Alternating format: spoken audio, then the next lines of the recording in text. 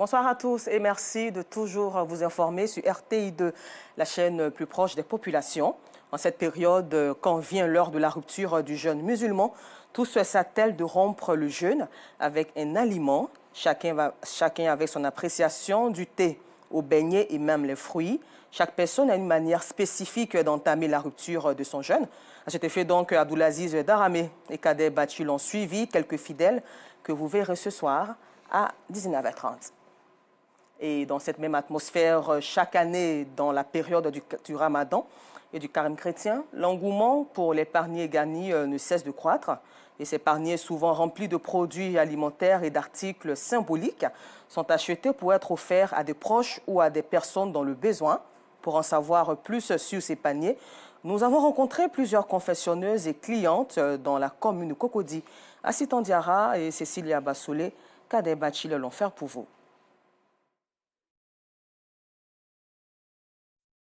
Ouais, a procédé à l'investiture de l'honorable Taou Siba René, chef national de la diaspora ouais, à la mairie de Makori.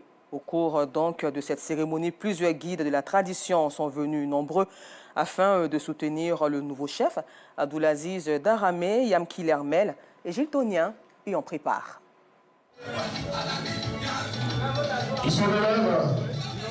René Siba Taou est le nouveau chef national de la diaspora du peuple Oué, un câlin qu'il compte relever. Et ce que je prévois dans un premier temps, c'est de constituer un bureau efficace. Ce bureau ne serait pas constitué seulement de ceux qui sont ici, dans le district d'Abidjan, mais ce serait un bureau qui sera un bureau multiforme. Le bureau sera amené à recueillir toutes les matières grises pour pouvoir former une communauté très efficace pour atteindre les objectifs que nous allons nous fixer. À cette investiture, responsables et ressortissants ouais accordent beaucoup d'intérêt. Le fait que lui il est déjà ouvert, ça veut dire que la tradition qui est démise là sera valorisée. Or, quand on valorise la tradition, alors le modernisme n'est pas loin. Parce qu'on ne peut pas développer sans la tradition. Il nous tend la main, ça veut dire qu'il peut réussir sa mission. Il doit créer l'harmonie, l'autonomisation de la jeunesse, l'autonomisation de la femme, l'autonomisation des retraités. Mais sa particularité cette fois-ci, c'est qu'il va s'occuper uniquement de tous ceux qui sont hors des deux régions du Cavalier et du Guémon, c'est-à-dire hors du pays ouest. Et donc, c'est de faire en sorte qu'il ramène la cohésion, la paix et surtout qu'il réveille la dignité du peuple ouest, la fierté du peuple ouest. Le peuple ouest s'organise et veut être respecté et valorisé. Il compte se donner une nouvelle visibilité sur l'échiquier national et même mondial. Et vive donc la culture ivoirienne. Pour parler sport, sachez que la Confédération africaine de football a tenu sa 14e Assemblée générale extraordinaire ce mercredi 12 mars au Caire, en Égypte. Et comme attendu, Patrice Motsepe a été réélu président.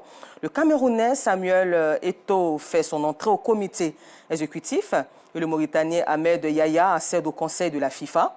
Grosse désillusion en revanche pour le président de la Fédération sénégalaise de football, Augustin Senghor, recalé tout comme l'Ivoirien Yacine Idriss Diallo.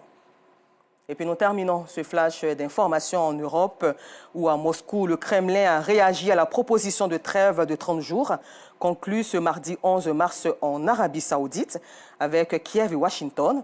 Les autorités russes n'excluent rien mais attendent d'être informées par le partenaire américain des détails précis et des modalités de mise en œuvre de ce cessez-le-feu.